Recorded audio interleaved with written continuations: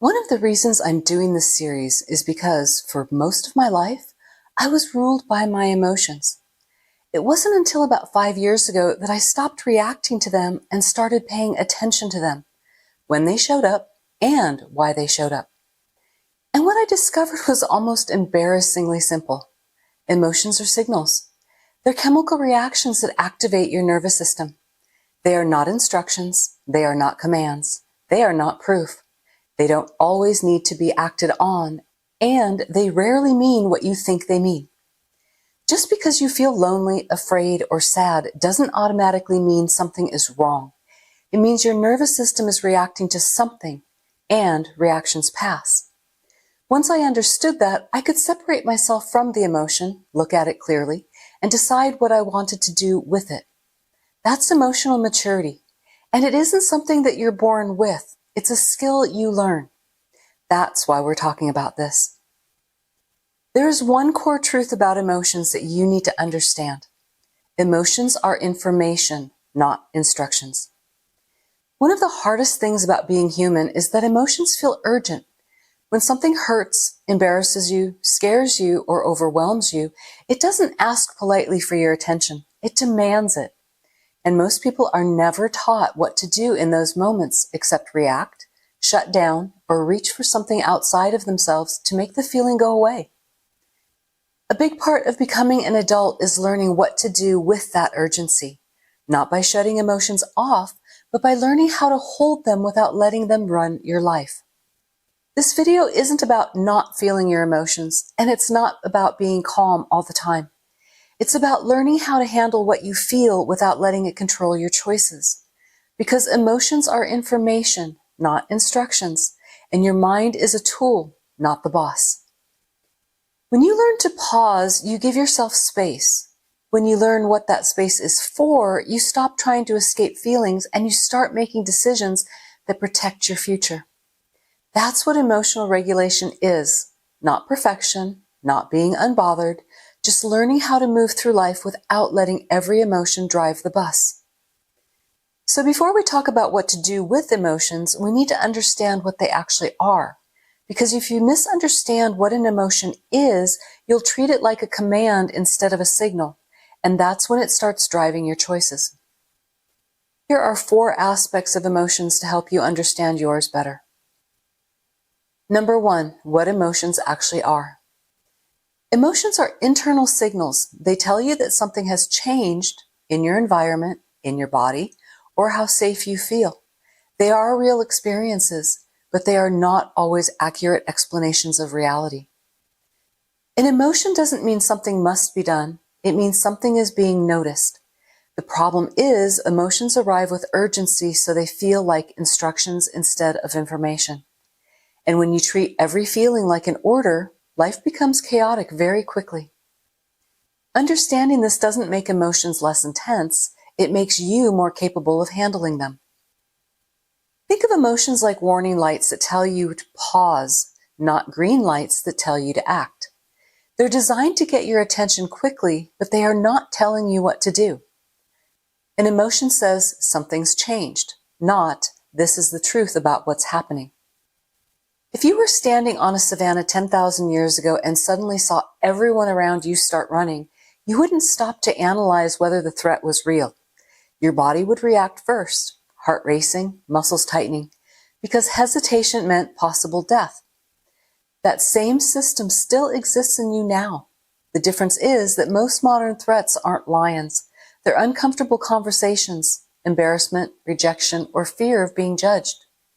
Your body doesn't know the difference. It still reacts with the same impulse of survival that kept our ancestors from being eaten.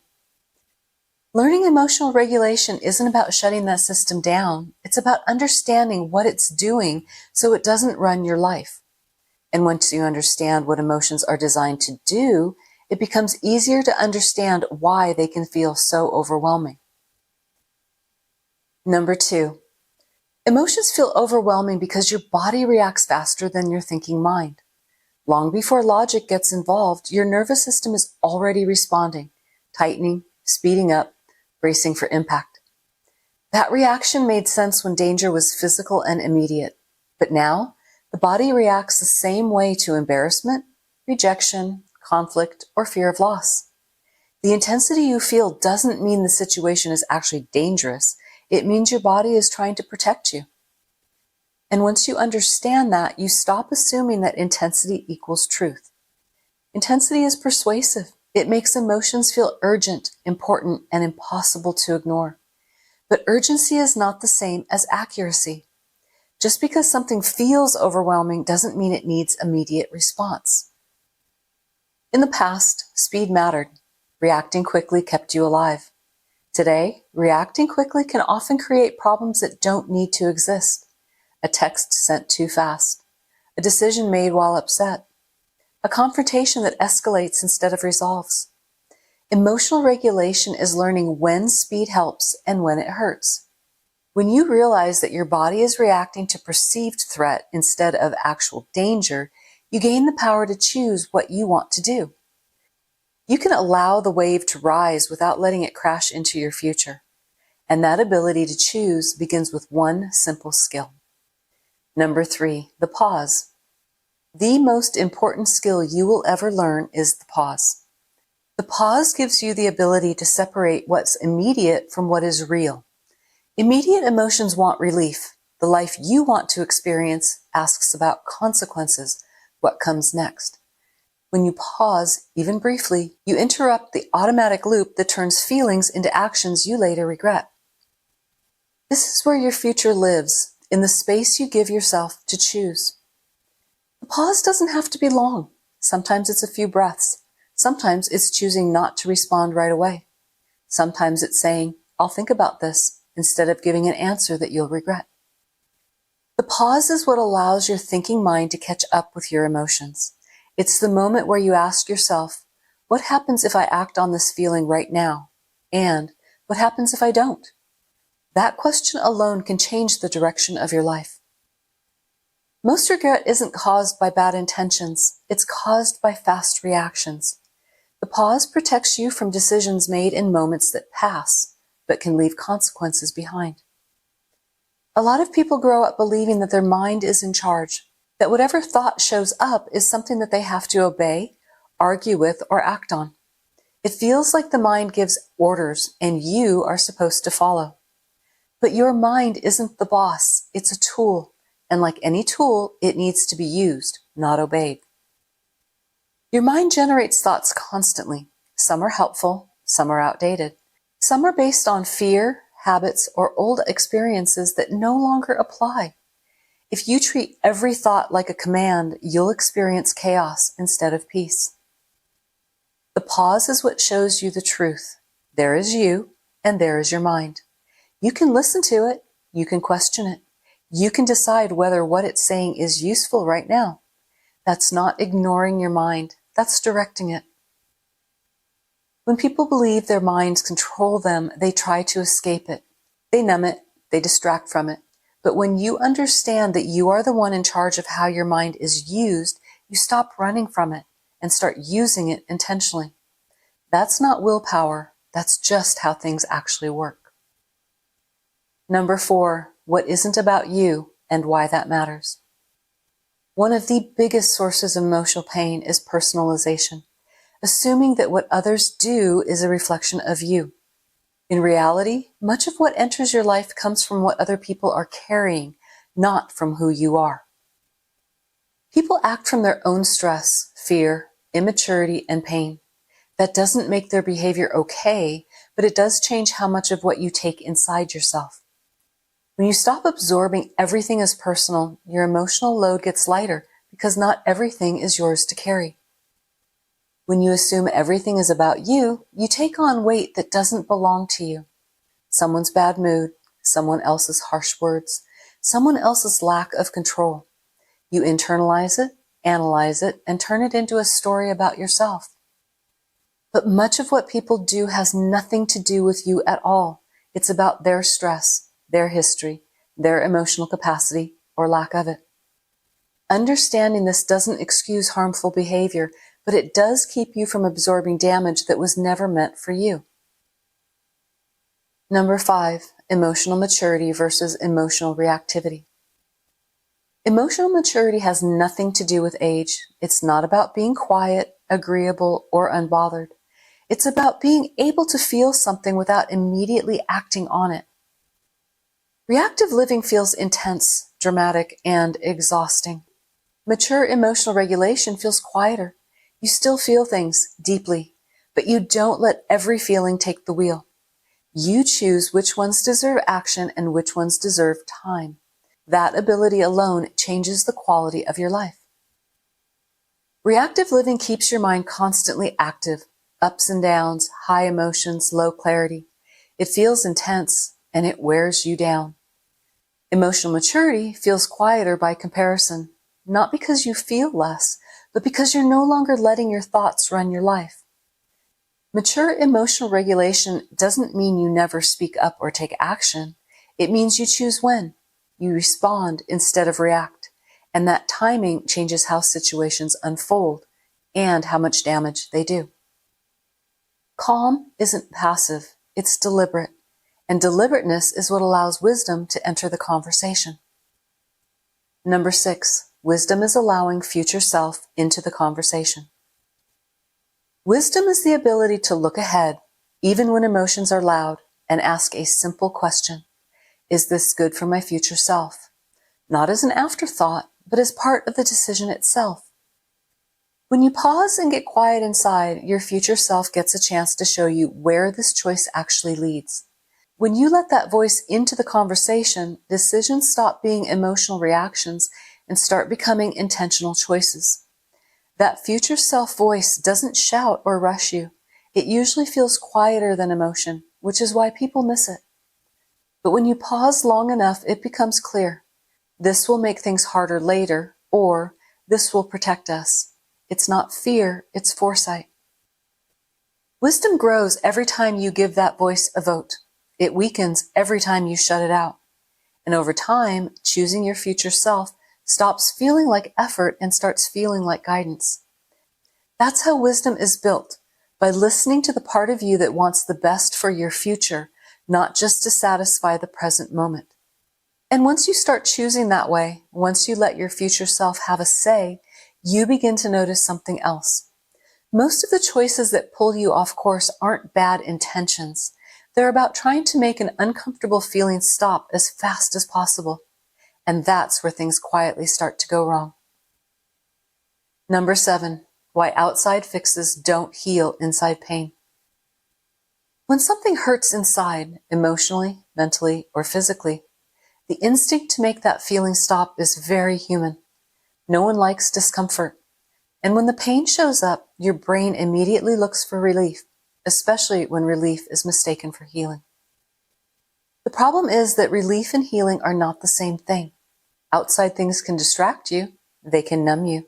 They can give you a temporary break from how you feel, but they don't actually resolve what's happening inside you. So when the distraction wears off, the feeling comes back, often stronger, and the urge to escape it gets louder. That's how patterns start forming. And this is the root of most addictive behavior, not because people are weak or broken, but because they're trying to make a feeling go away without knowing how else to deal with it. It's not the pain that is the problem. It's what you're trying to do to make the pain go away. Inside pain can't be fixed from the outside. It can only be relieved by being acknowledged, by letting yourself recognize where it came from something done to you, something you did before you understood better, or something you were never taught how to handle. None of that makes you bad. It just makes you human. Healing begins when you stop fighting the feeling and start allowing it to exist without judgment. That doesn't mean wallowing in it or letting it define you. It means saying, this is here and I don't have to run from it. Acceptance creates space, and space reduces pressure. Forgiveness plays a role here too. Not dramatic forgiveness, just honest understanding. Forgiving yourself for not knowing what you know now.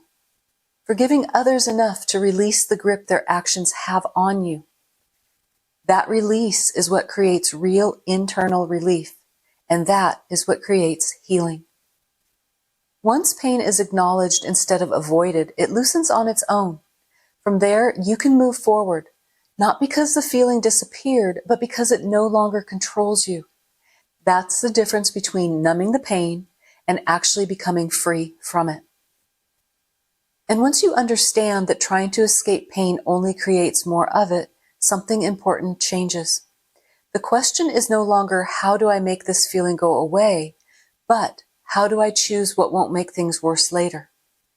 That's the moment wisdom becomes useful, not as an idea, but as a voice that you can actually listen to while you decide.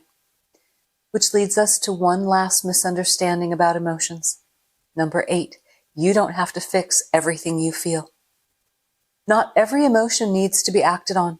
Some just need to pass. When you treat temporary feelings like urgent problems that need to be fixed, you often end up creating more problems than you started with. Learning to sit with discomfort without reacting means you are growing emotionally. Feelings rise, peak, and fall when they are not fed by action. What you don't break doesn't need to be fixed. And letting emotions move through you instead of driving you is maturity.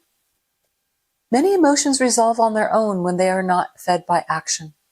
Anger fades, embarrassment passes, anxiety rises and falls. When you allow that process to happen, you learn something important. You can survive short-term discomfort instead of creating long-term consequences. Trying to fix every feeling often keeps you stuck. Attention, rumination, and impulsive action often extend emotional pain instead of relieving it. Sometimes the most responsible thing you can do is nothing at all. Just breathe, wait, and let the moment pass. This is the main thing that I want to leave you with. Your body was designed for a world where immediate reaction meant survival. But you're living in a world where timing, foresight, and remembering to pause protect you far more than speed. Learning emotional regulation is simply updating an old system for a new environment. Emotional maturity isn't something that you're born with. It's something that you practice. Every time you pause instead of react, you build it. And every time you choose your future self over impulse, you strengthen it. Emotional regulation doesn't make you weak or less expressive. It makes your life easier to manage. You don't need to stop feeling. You just need to stop letting feelings decide for you. In the description below, you'll find a companion PDF with simple questions to help you notice how these patterns show up in your own life, along with a written version of this video that you can read, follow along with, or come back to later. If you have questions about this, or there are other situations you would like help thinking through as you're learning how to handle life, you're welcome to share those in the comments. Take care of yourself, and I will see you in the next one.